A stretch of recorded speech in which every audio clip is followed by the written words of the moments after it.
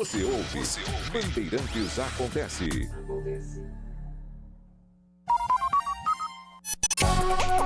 Saber, entender, compreender, conhecer, descobrir, ouvir. Bandeirantes Acontece.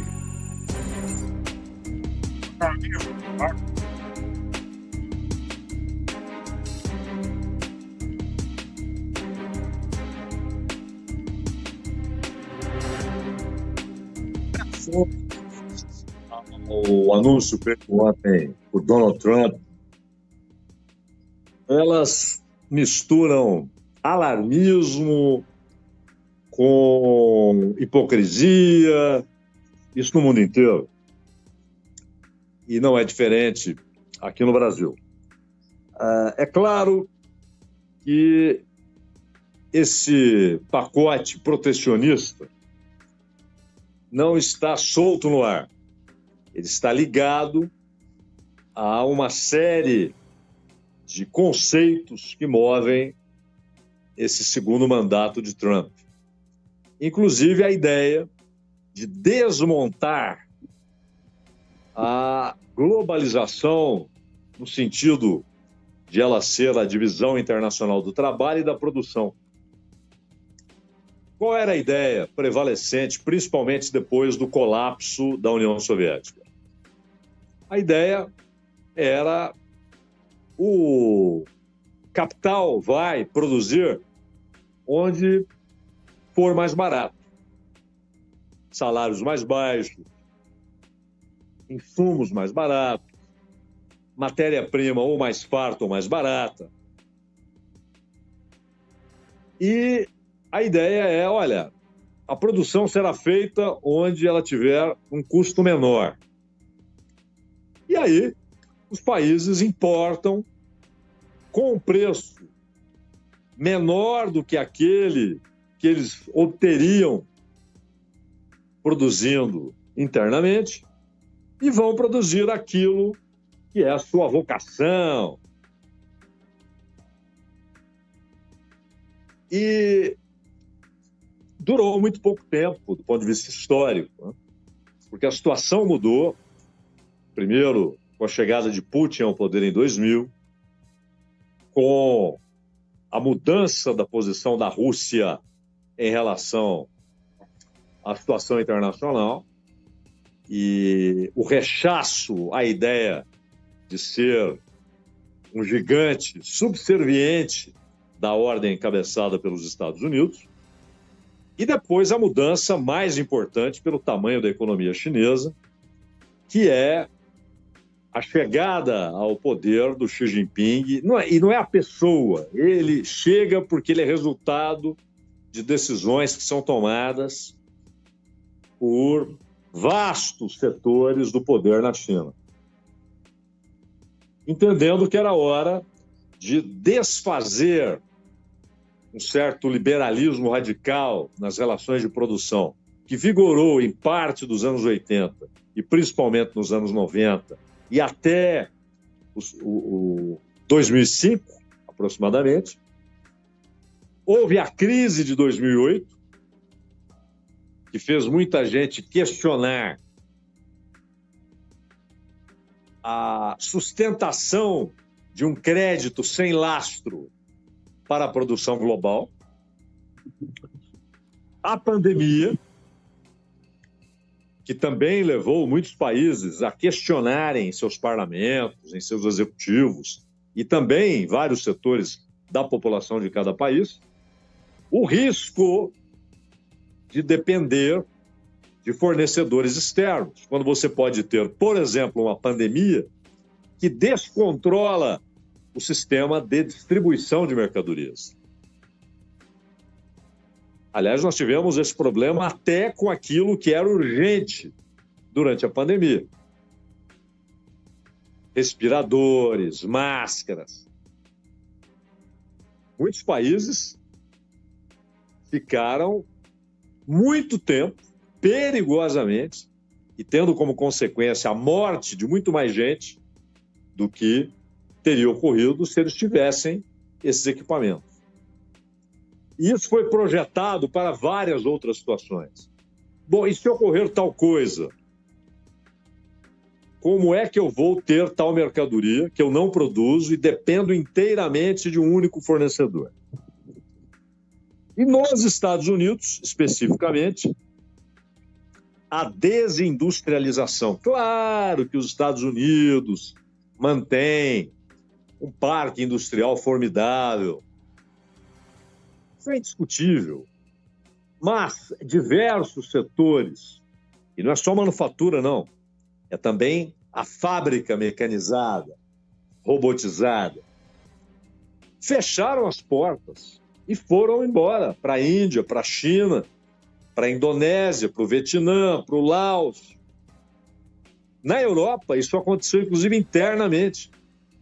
Gente que foi pagar menos impostos na Polônia, na Romênia, em vez de produzir na França, no Reino Unido, na Itália. E nos Estados Unidos, o chamado cinturão industrial passou a ser chamado de cinturão da ferrugem. As fábricas foram embora. E hoje, claro, considerando a inflação do período, né? Você não pode desconsiderar isso. O salário médio nos Estados Unidos é praticamente o mesmo de 1978.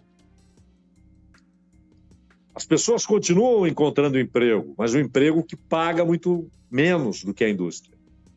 No comércio, no setor de serviços, nas iniciativas pessoais. A indústria eleva o nível salarial em qualquer lugar do mundo. Então, não por acaso, Trump foi o candidato de grande parte do operariado dos Estados Unidos. Porque ele passou a acenar com a volta das indústrias. Vamos voltar a produzir aqui o chuveiro, o ar-condicionado, o carro, o celular, o computador, o avião. E mesmo unidades de montagem devem voltar a ser unidades de fabricação, inclusive de componentes. Então, esse super tarifaço, ele tem dois objetivos. Um, é claro, instigar esses industriais a voltarem para os Estados Unidos. Fazer com que eles voltem a produzir lá e até que industriais, capital industrial estrangeiro, vá para os Estados Unidos produzir lá, para não precisar enfrentar essas tarifas. E há um outro objetivo, provocar negociação. Por exemplo, até o meio do ano, a data ainda não está confirmada, a secretária de Agricultura dos Estados Unidos virá ao Brasil. Ela virá ao Brasil negociar. Ou seja, não é prato pronto. O que ela quer negociar? A relação comercial na área agrícola e os superávites que o Brasil tem nessa área. É bom lembrar que quando se fala em área agrícola e o superávit do Brasil, o Brasil tem déficit no comércio geral com os Estados Unidos. Mas especificamente na área agrícola, ele tem superávit.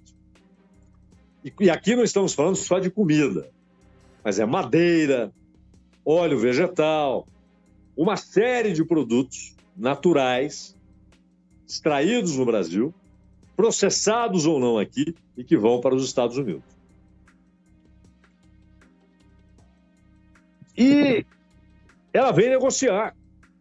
Não é um prato pronto. E mesmo assim, tudo que você faz em economia, qualquer medida relevante, importante, ela tem consequências, e muitas vezes consequências contraditórias. Por quê? Foi anunciado ontem, preocupa muito alguns setores no Brasil, por exemplo, o setor exportador de autopeças.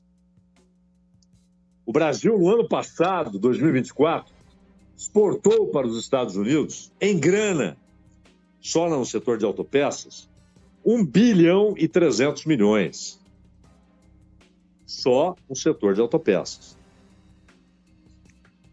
Acontece, carro já não é um problema. Pô, carro, 25%. O Brasil não manda carro. Ele manda componentes. Por exemplo, a Toyota, ela fabrica motores no Brasil e manda para os Estados Unidos. Só os motores. Ela é impactada. Pode até decidir transferir para lá a produção dos motores. Vai colocar no papel. Salário médio que paga aqui, salário médio que paga lá, o salário lá é mais alto. O custo de produzir lá, o custo de produzir aqui, leva em conta os 25% e vê o que permite um lucro maior. O setor calçadista paga 17%. Ainda não sabe se haverá um acréscimo de 10% aos 17%, se haverá um desconto, não sabe. Já o setor agrícola, vejamos o caso do café. O Brasil é o maior produtor de café no mundo. Nunca se bebeu tanto café no mundo como hoje. E aqui não é só a quantidade, cresceu a população do mundo. Relativamente. A maioria dos povos está consumindo muito mais café. Per capita. Per capita.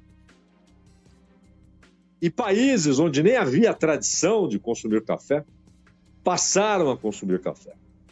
Os Estados Unidos estão consumindo muito café. Sempre consumiram. Mas agora, o nível per capita, o consumo per capita cresceu muito. Qual é o maior produtor de café do mundo? O Brasil. Qual é o segundo maior produtor de café do mundo? O Vietnã. Quanto o Vietnã pagará pela entrada de seus produtos no mercado dos Estados Unidos? 46%. O Brasil, 10%. Ora, é óbvio que o café brasileiro chegará ao mercado dos Estados Unidos muito mais barato que o café vietnamita. E a Colômbia, que também é produtora, não terá vantagem em relação ao Brasil, ficará no mesmo nível. Então o Brasil deve ganhar mercado de café nos Estados Unidos. Por que o Vietnã 46%? Porque eles adotaram a metade do que os Estados Unidos pagam naqueles países como medida de reciprocidade. Ou seja, nem é uma reciprocidade. Não é pau a pau, é metade. No caso do Vietnã, eles acrescentaram 1 ponto à metade. O Vietnã cobra 90%. 90% de vários produtos dos Estados Unidos. Sempre há exceções, produtos que você precisa e não produz, então você não vai proteger ninguém com tarifa. Mas muitos produtos americanos entram no Vietnã pagando 90%. Aí meteram 46%, ou seja, metade mais 1 ponto. O Brasil, 10%, com exceção de autopeças. Autopeças, e aí vários componentes, inclusive o motor, sistema de transmissão de carro, 25%. Esse é um setor. E os Estados Unidos nem são os maiores compradores de autopeças do Brasil. O maior comprador é a Argentina. Os Estados Unidos compram 17,5%, a Argentina compra 34,6% do que o Brasil exporta. Só que o mercado argentino, ele é muito menos confiável. Por quê? Porque está sujeito a crises, a redução brusca da demanda. O mercado dos Estados Unidos é muito mais estável. Mas a Argentina compra praticamente o dobro de autopeças. Então não é que o Brasil está perdendo o seu principal mercado. E necessariamente não está perdendo. Mas, claro, ele pode tentar negociar com o governo redução de impostos para que ele consiga ter um produto mais barato e, portanto, continue competitivo. A ideia do Trump é que produzam lá.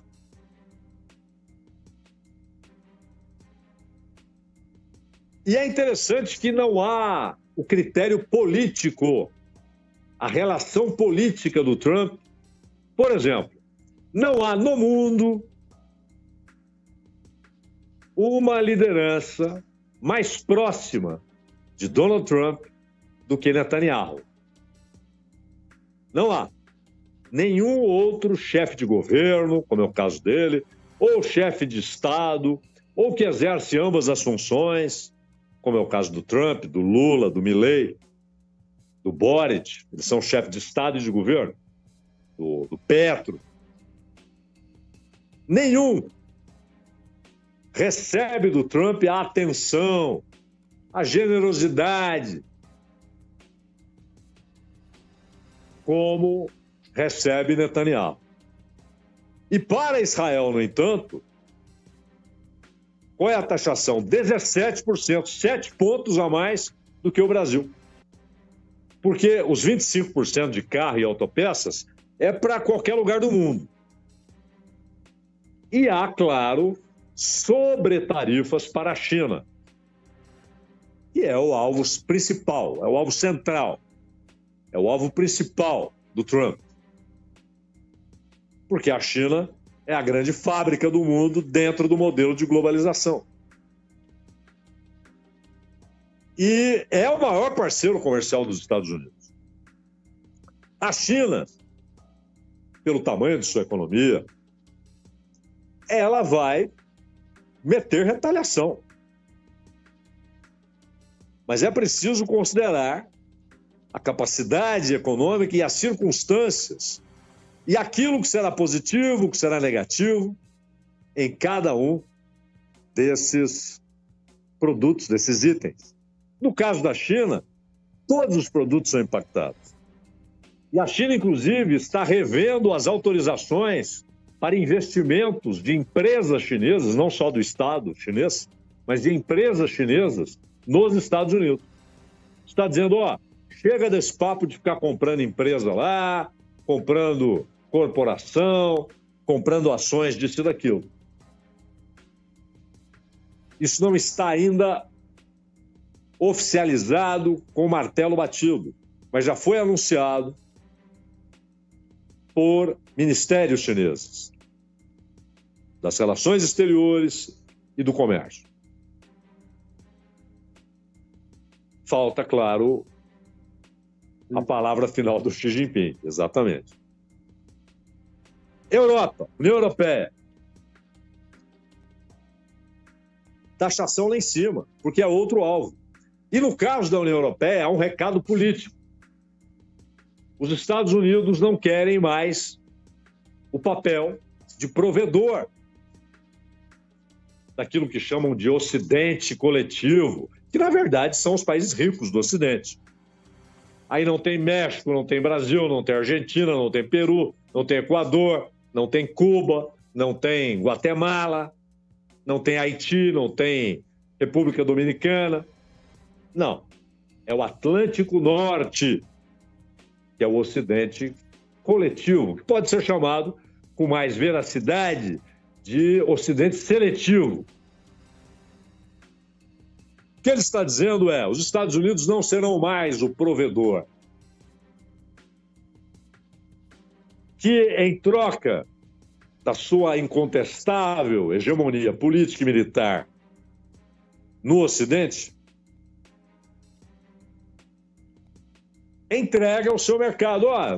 Sintam-se à vontade, o mercado dos Estados Unidos está à disposição de vocês.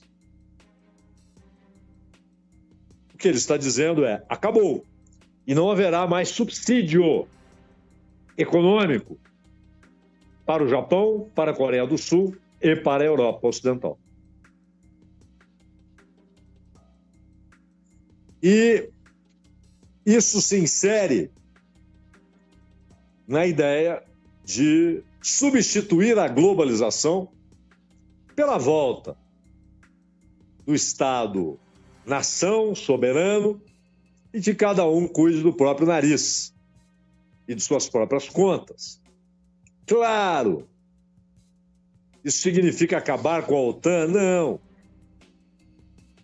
Porque a OTAN sempre terá um papel importante para os interesses dos Estados Unidos. Sempre. Enquanto houver o mundo como conhecemos.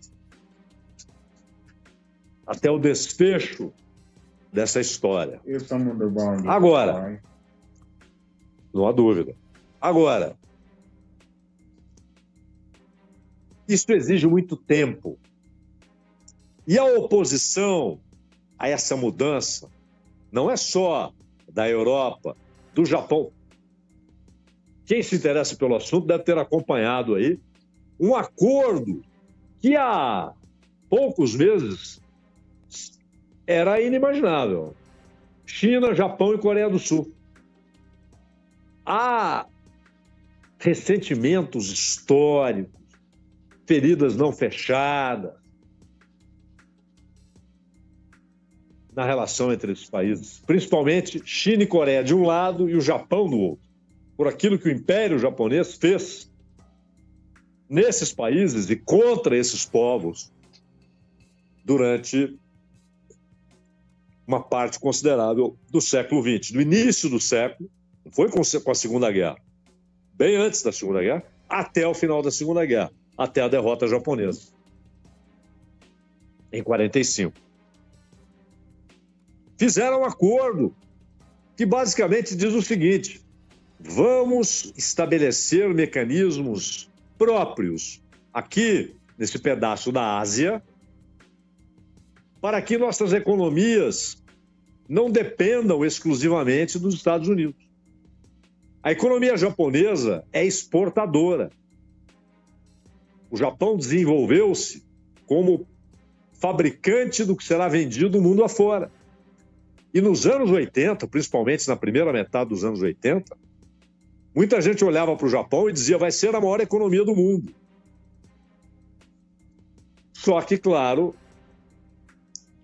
não apenas os Estados Unidos removeram grande parte dos subsídios internacionais ao Japão, como, claro, o crescimento extraordinário da China tirou do Japão mercados, tirou do Japão grande parte de suas fontes de divisas. A China, ela olha para o mercado interno e diz: eu quero abastecer esse mercado, eu não quero depender do resto do mundo, mas continuarei, enquanto possível, sendo a fábrica do mundo.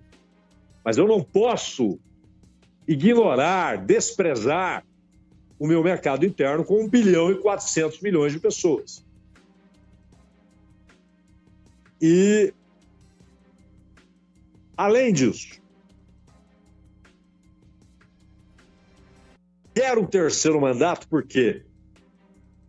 Porque a obra que ele quer realizar, que pode dar em nada, porque além da oposição externa, a oposição interna, uma parte do capital, do grande capital, das grandes corporações, da plutocracia nos Estados Unidos, não só apoia, como faz do Trump o portador político dessa mudança. Que eles idealizaram, não foi o Trump. Claro que não. Isso foi idealizado no interior do grande capital. Mas não é uníssono. Há uma outra parte considerável, importante, influente desse grande capital que quer as coisas como estão hoje, ou como estavam anteontem. A globalização. Ganham rios de dinheiro com isso. Tem o mundo a seus pés.